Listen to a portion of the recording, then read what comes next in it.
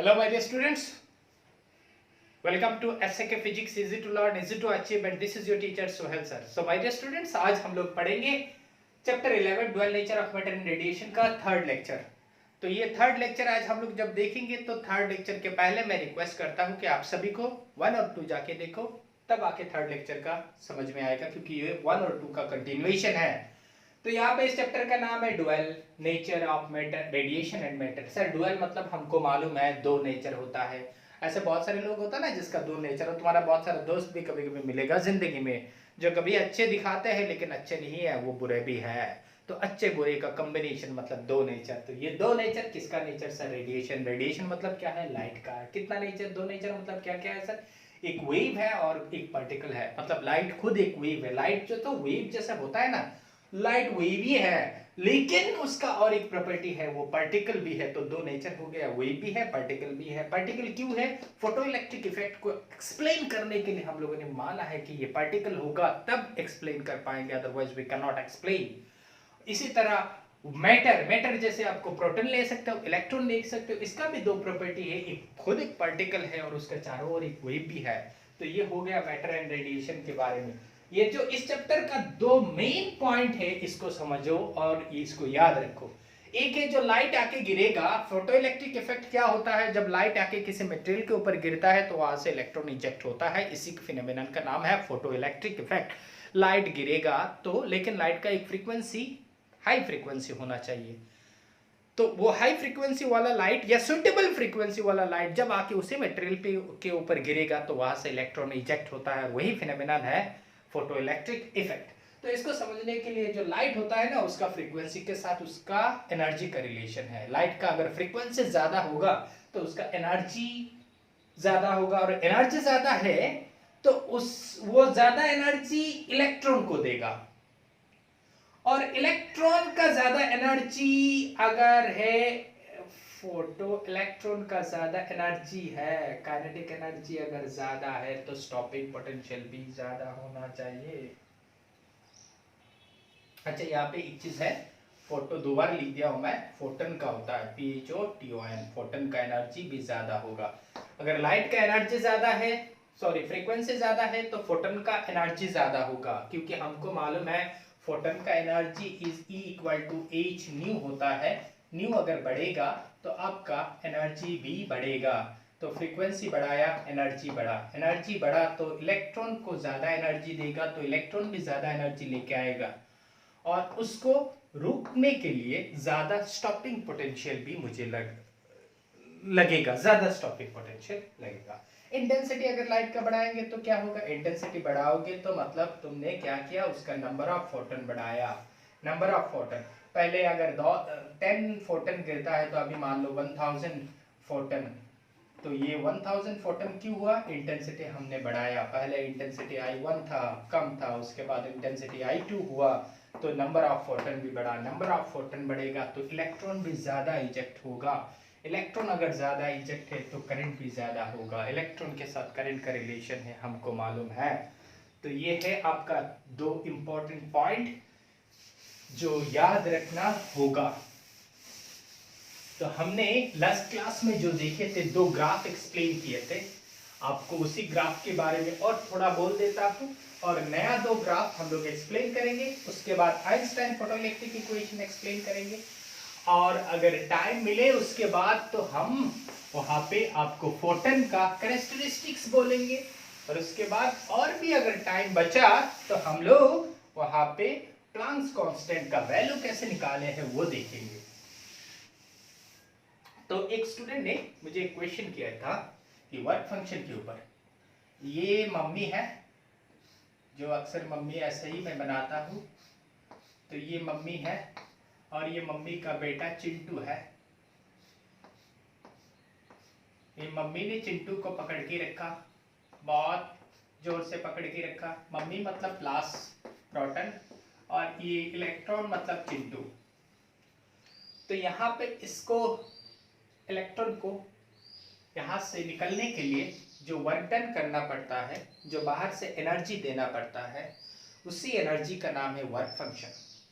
तो ये जो वर्क फंक्शन है, कितना जोर से मम्मी ने खींच के रखा, वो यहाँ का एनर्जी के साथ कुछ रिलेशन नहीं है। यहाँ का एनर्जी, लाइट का एनर्जी बढ़े कमे जो भी हो, लेकिन इसका वर्क फंक्शन तो सेम रहेगा, क्योंकि मम्मी ने कितना जोर से खींच के रखा है उसी का नाम होता है वर्क फंक्शन। मम्मी मतलब प्रोटॉन, प्रोटॉन ने इलेक्ट्रॉन को कितना जोर से खींच के रखा, कितना एनर्जी देके रखा, उसी का ही तो नाम वर्क फंक्शन होता है। तो ये डिपेंड क्यों करेगा बाहर का रेडिएशन के ऊपर? ये उस मटेरियल का नेचर के ऊपर डिपेंड करता है, उस मटेरियल का टेम्परेचर के ऊपर डिपेंड करता है। क्या बोला मैंने? वर्क फंक्शन इस मटेरियल का नेचर के, अलग अलग मटेरियल, क्योंकि अलग अलग मम्मी का प्यार भी अलग अलग होता है, बच्चों को बहुत जोर से सीने से लगा के रखते हैं, तो इसीलिए उस मम्मी के ऊपर डिपेंड करेगा कितना जोर से इसको खींच के रखा। So work function depends on the material, not on that incident radiation. It depends on the material and also it depends on the temperature of this material. इस मटेरियल में तुमने कितना टेम्परेचर दिया, उसी टेम्परेचर के ऊपर डिपेंड करता है। अगर टेम्परेचर बहुत ज्यादा दे दिया तो मम्मी का यहाँ पे एनर्जी भी कम हो सकता है।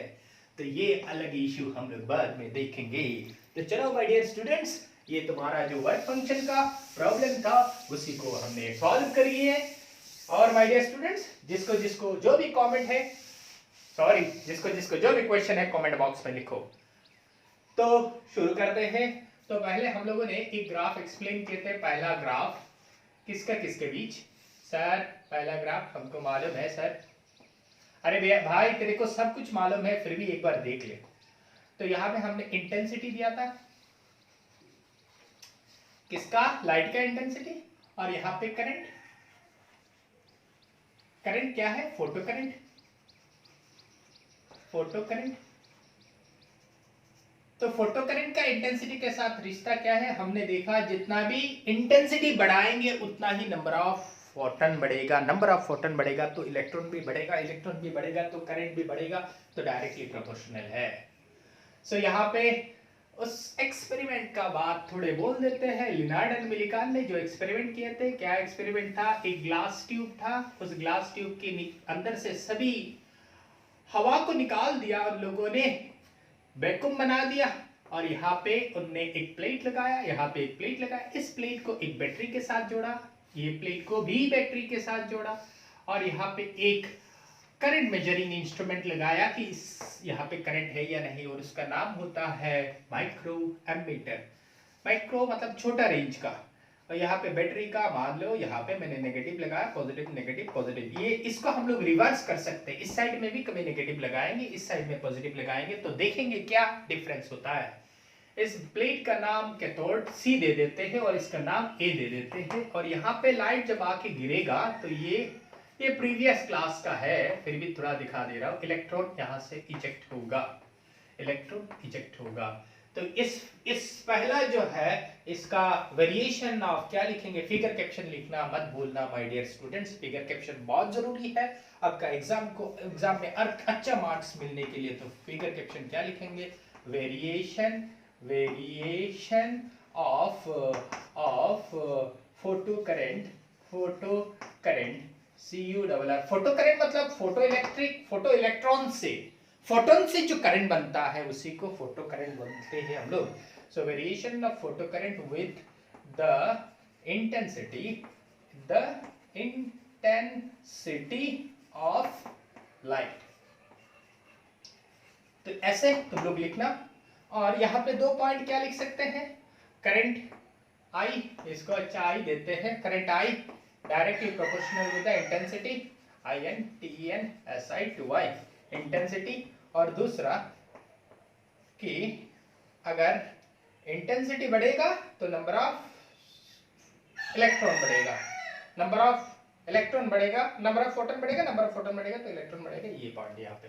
तो ये ग्राफ मैंने पहले बोला था। अभी देखते हैं और एक ग्राफ, इसको होता है effect of,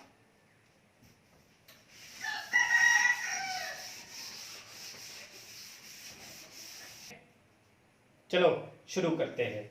effect of potential on photo current, जो पहले मैंने दिखाया था, फोटो करंट के इस साइड पे फोटो करंट है, फोटो करंट CURRENT करंट, और यहाँ पे कलेक्टर CULLECT और कलेक्टर पोटेंशियल POTENTIAL, मतलब पॉजिटिव इस साइड पे और इस साइड में retarding potential RETARDING, retarding potential यहाँ पे लगाया पोटेंशियल। तो ये रिटार्डिंग एट 0 वोल्ट और यहाँ पे जो स्टॉपिंग पोटेंशियल है ये जो इतना है। तो देखो इस एक्सपेरिमेंट का पहला देखते हैं कि यहाँ पे कोई बैटरी नहीं लगाए है। तो बैटरी अगर नहीं लगाए हैं, हमने देखा कुछ इलेक्ट्रॉन खुद ब खुद यहाँ पहुंच गया। कैसे समझ में आया कि यहाँ पे बैटरी नहीं लगाया फिर भी करंट दे रहा है। कौन करंट दे रहा है? मतलब यहाँ का इलेक्ट्रॉन एनर्जी लेके यहाँ जाके पहुंचा। तो पहला पॉइंट हम लोग लिख सकते हैं कि electrons are rejecting with energy. Electrons, ये पॉइंट याद रखो, बाद में तुम लिख लेना अच्छी तरह से, नोट्स भी तो मैंने दिया हो। Electrons are rejecting with some energy. तो पहला पॉइंट है इलेक्ट्रॉन्स कुछ एनर्जी लेके निकला। उसके बाद मैंने यहाँ पे पॉजिटिव लगाया, नेगेटिव पॉजिटिव नेगेटिव। जब यहाँ पॉजिटिव यहाँ लगाया तो मैंने देखा यहाँ का करंट बढ़ा, सो करंट इंक्रीज हुआ। इंक्रीज होके उसके बाद ये जाके सैचुरेट हो गया। क्यों सैचुरेट हुआ और क्यों नहीं बढ़ा? यहाँ पे पहले करंट बढ़ा था, उसके बाद सैचुरेट हो गया। उसका रीजन ये है कि यहाँ पे जितना इलेक्ट्रॉन निकला था सभी को खींच लिया, तो और फर्दर इलेक्ट्रॉन नहीं है तो करंट सैचुरेट हो जाएगा। तो यहाँ पे saturation current, SATURATION, saturation current. Saturation current मतलब क्या होता है? वही करंट होता है कि फर्दर उसके बाद करंट और इंक्रीज नहीं होता है। ये मैक्सिमम करंट हो गया। अभी देखते हैं इसका उल्टा लगाते हैं तो क्या होगा। उल्टा लगाते हैं मतलब इसमें नेगेटिव लगा देते हैं, ए को नेगेटिव कर देते हैं और सी को पॉजिटिव कर देते हैं। अभी इसको यहाँ पे अपने नेगेटिव लगाया तो माय डियर स्टूडेंट्स इधर होके यहाँ पे नेगेटिव होगा और इलेक्ट्रॉन जो आ रहा है वो भी तो नेगेटिव है। तो एक नेगेटिव दूसरा नेगेटिव को क्या करेगा? धक्का देगा। तो यहाँ पे ये धक्का देगा, मतलब इसका एनर्जी और इसका एनर्जी धक्का देगा एक दूसरे को। तो धक्का देते देते धीरे धीरे यहाँ पे इस डायरेक्शन पे, अभी नेगेटिव मतलब इस डायरेक्शन पे, तो इस डायरेक्शन पे क्या होगा? धीरे धीरे ये डिक्रीज होगा, करंट डिक्रीज होगा। क्यों डिक्रीज होगा? क्योंकि ज्यादा इलेक्ट्रॉन पहुंच नहीं पाएगा। जो ज्यादा एनर्जी वाला है वो पहुंच गया है, इसीलिए थोड़ा करंट आपको मिला। लेकिन एक पर्टिकुलर वोल्टेज में कोई करंट नहीं मिला, उसका मतलब क्या है? जीरो, करंट जीरो हो गया। उसका मतलब यहाँ पे ये है कि एक पर्टिकुलर वोल्टेज में इलेक्ट्रॉन पहुंच नहीं पाया, इलेक्ट्रॉन रीच नहीं किया, कहां पे? इस प्लेट पे, और करंट भी जीरो हो गया, करंट आई भी जीरो हो गया। That particular voltage is known as stopping potential. मतलब जो मिनिमम पोटेंशियल होता है जिसकी वजह से यहाँ पे इलेक्ट्रॉन पहुंच नहीं पाता है, उसी को हम लोग बोलते हैं स्टॉपिंग पोटेंशियल। तो यहाँ पे हम लोग क्या बोलेंगे स्टॉपिंग पोटेंशियल के बारे में? STOPPING, stopping potential. Stopping potential के बाद हम लोग क्या एक्सप्लेन करेंगे कि यहाँ का जो इलेक्ट्रॉन यहाँ आ रहा है ना, खुद एक एनर्जी लेके आ रहा है और इसको इसने रुकवाया, मतलब इसने भी कुछ वर्क डन किया, मतलब एनर्जी दिया। क्या एनर्जी दिया? इसका एनर्जी होता है चार्ज इनटू पोटेंशियल। सो ये फॉर्मूला बहुत इंपॉर्टेंट है कि kinetic energy of the electron, kinetic energy के मतलब half mv max square is equal to maximum velocity लेके निकलेगा, इज इक्वल टू EV0। तो ये हुआ हमारा इंपॉर्टेंट पॉइंट्स 4। ठीक है, उसके बाद 5 पॉइंट क्या बोलते हैं, नंबर 5। ठीक है, ये पॉइंट्स ऐसे तुम लोग कॉपी में लिख के रख दो, उसके बाद एग्जाम में याद रखो तो यहाँ से लिख सकते हो। उसके बाद 5 नंबर पॉइंट हम लोग ये लिख सकते हैं यहाँ पे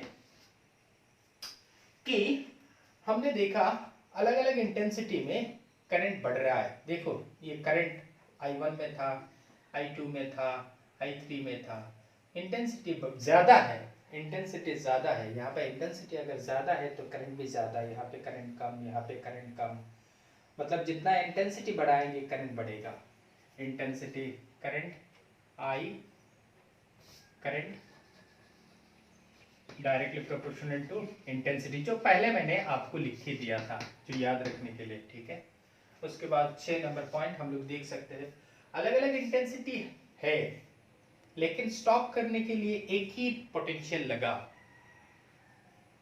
मतलब स्टॉपिंग पोटेंशियल इंटेंसिटी के ऊपर डिपेंड नहीं करता है। stopping potential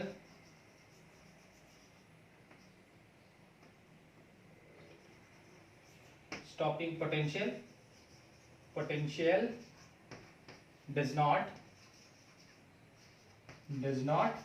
depends on intensity।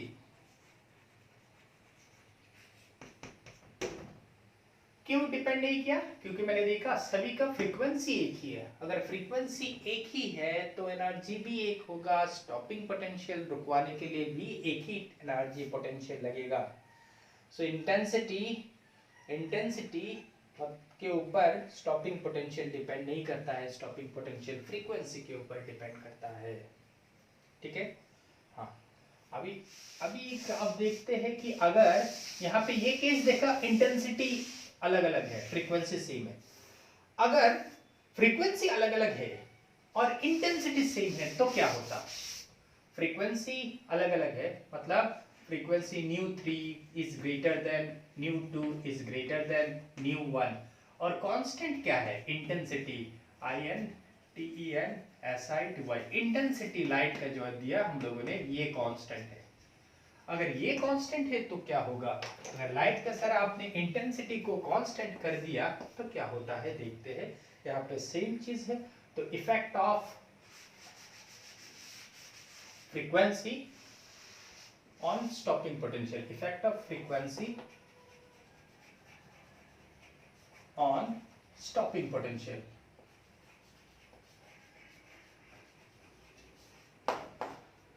ठीक है, स्टॉपिंग पोटेंशियल, इसके ऊपर क्या इफेक्ट है। तो हमने क्या देखा कि यहाँ पे लाइट का जो इंटेंसिटी है, ये इंटेंसिटी सेम होने की वजह से इसका स्टॉपिंग पोटेंशियल, हाँ यहाँ पे देखो, हाँ। सो ये क्या है? सैचुरेशन करंट है। सबका देखो करंट एक ही मिला, सबका करंट कांस्टेंट है। जितना भी फ्रीक्वेंसी बढ़ाए कोई प्रॉब्लम नहीं है, फ्रीक्वेंसी बढ़ाओ कोई इशू नहीं है, करंट उतना ही रहेगा। लेकिन फ्रीक्वेंसी तुमने बढ़ाया तो यहाँ पे उसको रोकने के लिए अलग अलग पोटेंशियल देना पड़ता है। तो पोटेंशियल में मान लो ये V01 है, V02 है, ये V03 है, ये नेगेटिव नेगेटिव नेगेटिव। तो यहाँ पे थोड़ा अच्छे करके लिख देता हूँ, ये क्या है? Minus V01 minus V02 minus V03।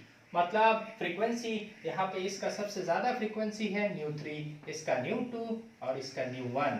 मतलब फ्रीक्वेंसी जिसका कम है उसको रोकने के लिए कम एनर्जी देना पड़ा, फ्रीक्वेंसी जिसका कम है उसको रोकने के लिए कम एनर्जी देना पड़ा। उसका मतलब क्या होता है कि फ्रीक्वेंसी अगर कम होता है तो एनर्जी भी कम होता है, एनर्जी कम होता है तो स्टॉपिंग पोटेंशियल भी कम होता है।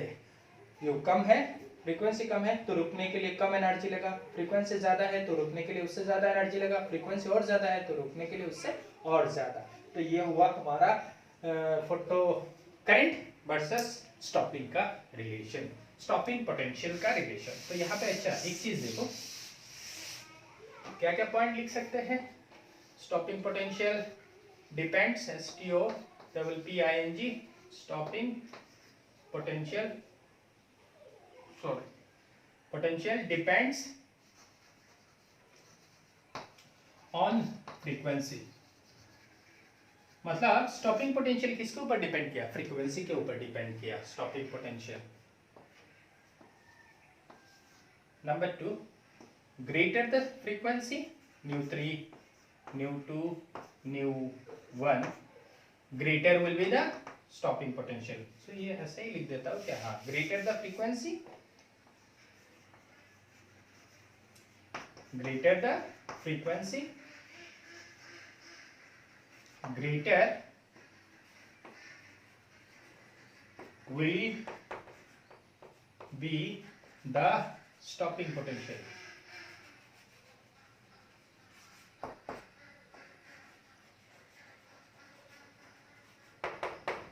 फ्रीक्वेंसी अगर बढ़ेगा तो स्टॉपिंग पोटेंशियल भी बढ़ेगा। तो ये हुआ हमारा थर्ड ग्राफ। फोर्थ ग्राफ अभी देखते हैं फ्रीक्वेंसी के साथ स्टॉपिंग पोटेंशियल का क्या रिलेशन है।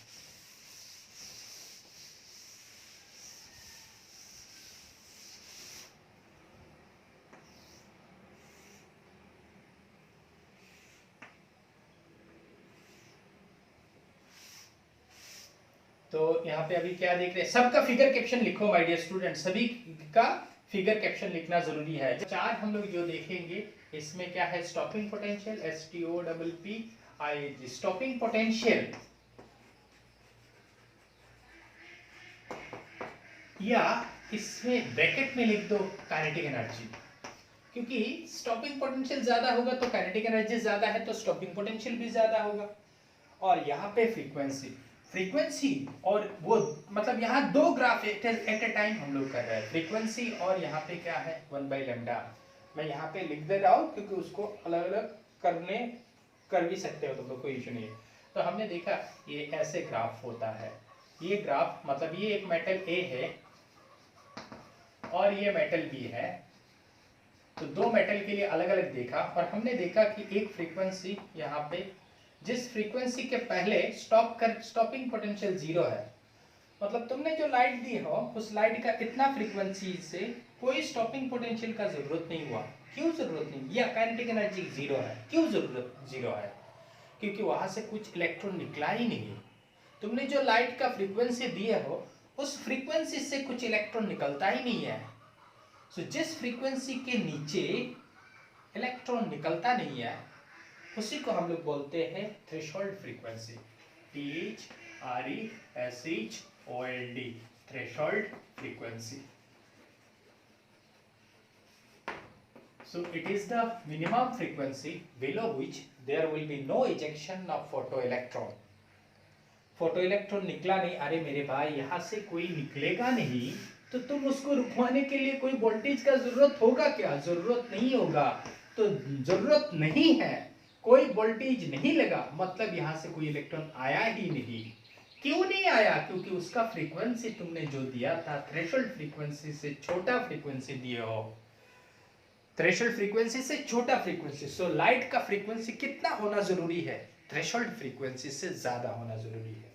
इसको हम लोग यहाँ पे ये क्या, स्टॉपिंग पोटेंशियल मतलब एनर्जी कभी नेगेटिव नहीं होगा, इसीलिए हम लोग उसको एक इमेजिनरी लाइन ऐसे डॉटेड लाइन करते हैं ना, बुक्स में देखोगे उसका रीजन क्या है। उसका रीजन ये है कि लाइट एनर्जी कभी नेगेटिव होगा ही नहीं, एनर्जी नेगेटिव नहीं होगा तो तुम कैसे निकालोगे। तो ये माइनस V नॉट होगा, स्टॉपिंग पोटेंशियल है ना इनसाइड पे, तो ये माइनस यहाँ पे V नॉट होगा, यहाँ पे भी माइनस। तो ये हम लोगों ने देखा कि वेरिएशन ऑफ स्टॉपिंग पोटेंशियल।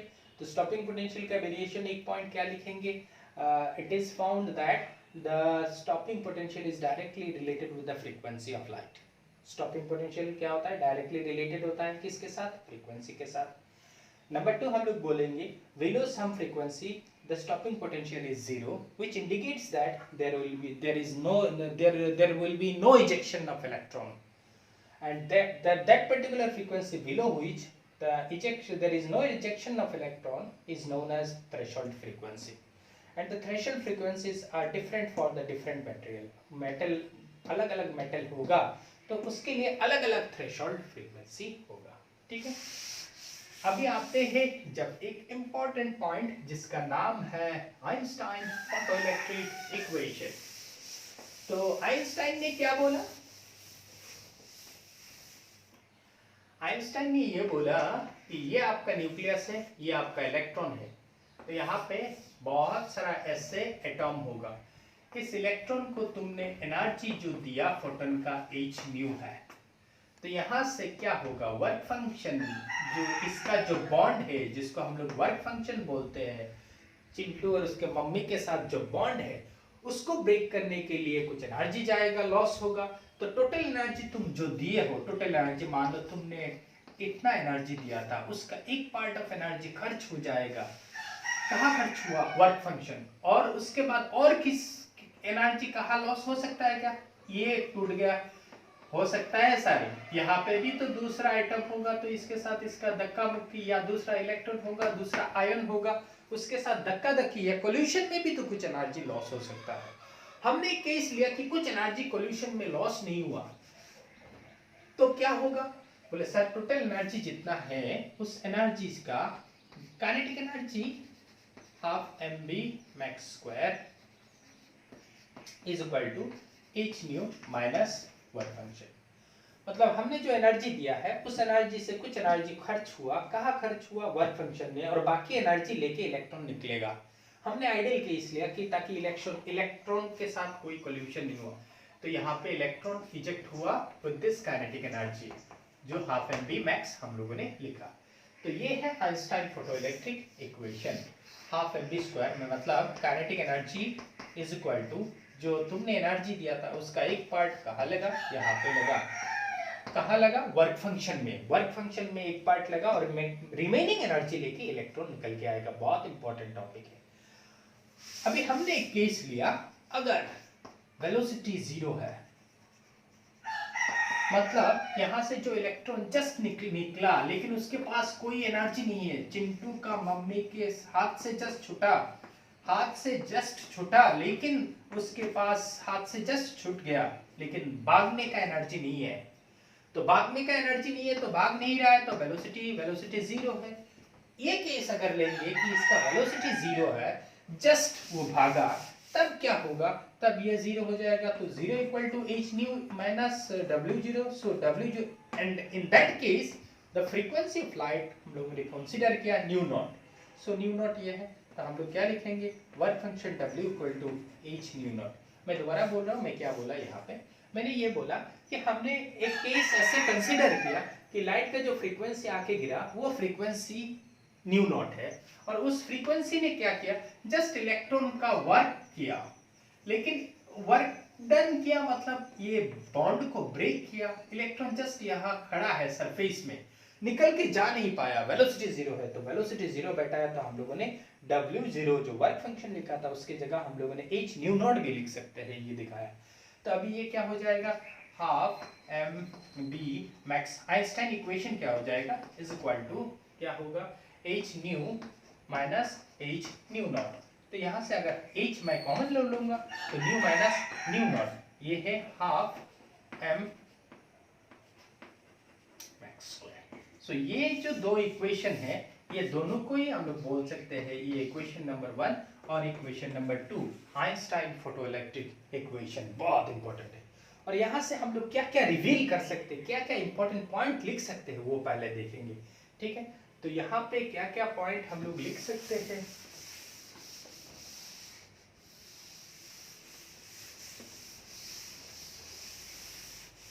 हमने क्या बोला कि आइंस्टाइन फोटोइलेक्ट्रिक इक्वेशन में जो एनर्जी लेके भागता है, कितना एनर्जी लेके भागता है? कि जो सप्लाई एनर्जी है माइनस वर्क फंक्शन में जो लगा, और इसको हम लोगों ने ऐसे भी लिखा half M V max square. समझ रहे हो ना भाई स्टूडेंट? हाँ, एच न्यू माइनस, सर हाँ कैसे समझा? मतलब मैं इमेजिन कर सकता हूँ, बहुत दूर होने से भी मैं इमेजिन कर सकता हूँ कि तुम लोगों को समझ में आया या नहीं आया। एच को कॉमन लिया, न्यू माइनस न्यू नॉट, तो ये हुआ दो इक्वेशन, इक्वेशन नंबर 2 एंड 1। ये दोनों इक्वेशन से सर हम लोग क्या क्या लिख पाएंगे? Half M V, maximum velocity लेके निकलता है इसलिए मैक्स लिखते हैं। तो यहाँ पे देखो, पहला पॉइंट हम लोग लिख सकते हैं कि एनर्जी कभी नेगेटिव नहीं होगा। एनर्जी क्या होगा? कभी नेगेटिव। यहाँ पे देखो, एनर्जी नेगेटिव नहीं होगा, उसका मतलब ये जो इक्वेशन हमने लिखा है, इस इक्वेशन में ये टर्म एच न्यू हमेशा बड़ा होना चाहिए एच न्यू नॉट से। सो फोटोइलेक्ट्रिक इफेक्ट होने के लिए बोल सकता हूँ अभी कि उसका जो फ्रीक्वेंसी लाइट का दोगे वो थ्रेशोल्ड फ्रीक्वेंसी से ज्यादा होना चाहिए। तो और new should be greater than new not, पहला पॉइंट याद रखने के लिए। So from Einstein photoelectric equation we can conclude the following points. Number 1, the kinetic energy cannot be negative and hence h nu should be greater than h nu naught, or frequency of photon should be greater than the threshold frequency. Number 1. Number 2, kinetic energy कब बढ़ेगा? अगर यहाँ का energy बढ़ा, ये तो मैं पहले बोला था।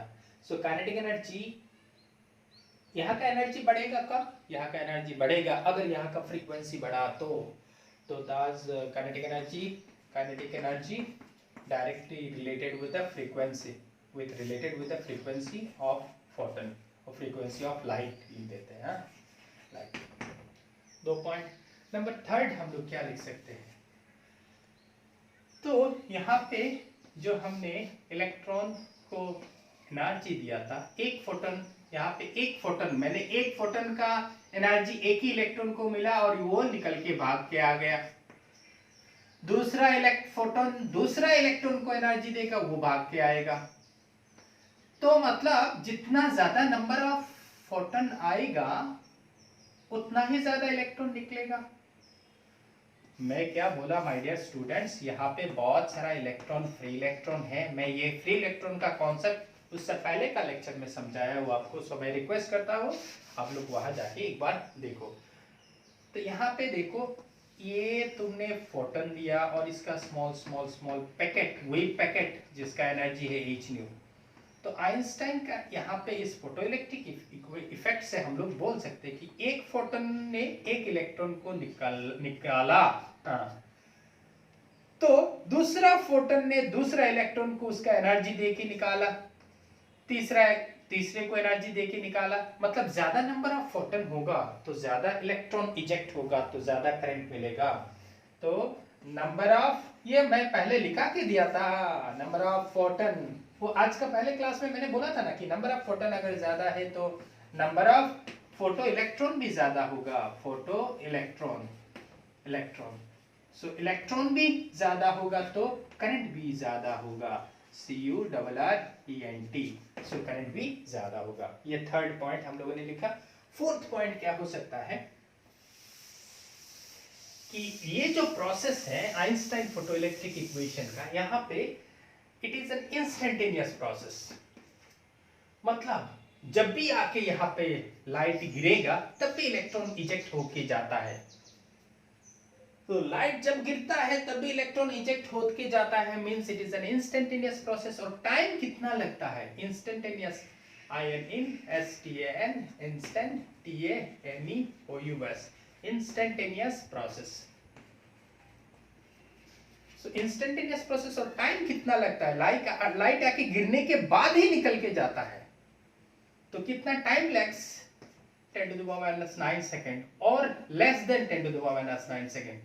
So the time between the incident of radiation and the ejection of electron is 10 to the power less than 10 to the power -9 second. So ये 4 पॉइंट बहुत इंपॉर्टेंट है, ये हमेशा एग्जाम में आता है। तुम लोग अगर देखोगे प्रीवियस ईयर्स का क्वेश्चन तो हमेशा देखोगे कि ये बहुत बार दिया है, ठीक है।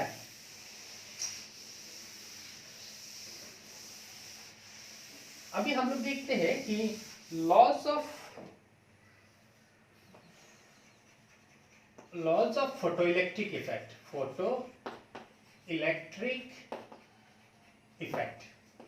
वही जो आइंस्टाइन का जो है ना, याद रखने के लिए उसी 4 पॉइंट ही है लॉज ऑफ फोटोइलेक्ट्रिक इफेक्ट। अलग अलग क्वेश्चन पूछेगा इसलिए मैं अलग अलग समझा रहा हूं। तो यहाँ पे देखो, पहला हम लोग क्या लिख सकते, ये खराब हो गया क्या, एक बार देख लेता हूं। हाँ नहीं, ठीक है। तो यहाँ पे देखो लॉज क्या लिखेंगे? पहला instantaneous process, it is an instantaneous process. Time कितना लगता है? 10⁻⁹ सेकेंड। टाइम कितना लगता है? 10⁻। नंबर 2 काइनेटिक एनर्जी, हाँ नंबर 2 हम लोग यहाँ पे क्या लिखेंगे? Photo current, photo CURRENT, current depends on intensity,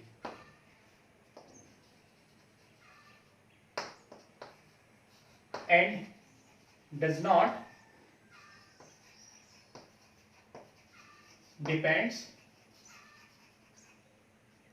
depend on frequency. ये हमने पहले भी देखा था बहुत सारा एक्सप्लोरेशन में कि फोटो करंट किसके ऊपर डिपेंड करता है, खाली इंटेंसिटी के ऊपर डिपेंड करता है। Number 3 threshold frequency, sorry threshold frequency के बाद पहले और एक लिख देते हैं, क्या है वो, स्टॉपिंग पोटेंशियल। स्टॉपिंग पोटेंशियल किसके ऊपर डिपेंड करता है, DEP and DS, depends on frequency.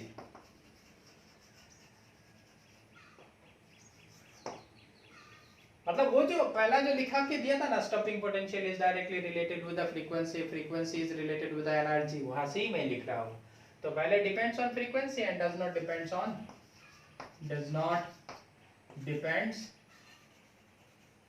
On intensity, मतलब इंटेंसिटी के ऊपर डिपेंड नहीं करता। और थर्ड थ्रेशोल्ड फ्रीक्वेंसी के बारे में, थ्रेशोल्ड फ्रीक्वेंसी। सो थ्रेशोल्ड फ्रीक्वेंसी हम लोग लिखेंगे below some frequency there will be no ejection of electron, which is known as threshold frequency, or below some frequency there will be no अच्छा लिख के दे देता हूँ, अच्छा ठीक है, below some frequency there will be no ejection of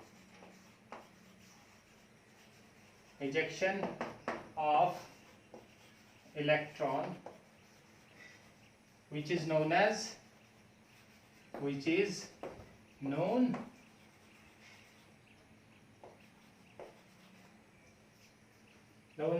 threshold frequency, THRESHOLD, threshold frequency, which is known as threshold frequency. मतलब below some frequency there will be no ejection of electron, which is known as threshold frequency. So my dear students, आज के लिए बस इतना ही। Thank you very much. मजे से physics को सीखो।